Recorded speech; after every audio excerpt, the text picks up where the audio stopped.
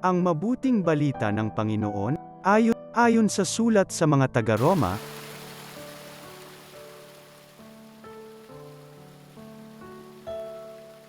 mga kapatid, walang sino man sa atin ang nabubuhay o namamatay sa kanyang sarili lamang. Kung tayo'y nabubuhay, nabubuhay tayo para sa Panginoon, at kung tayo'y namamatay, namamatay tayo para sa Panginoon. Kaya nga, sa mabuhay o sa mamatay, tayo'y sa Panginoon. Sapagkat si Kristo ay namatay at muling nabuhay upang maging Panginoon ng mga patay at mga buhay. Ang mabuting balita ng Panginoon.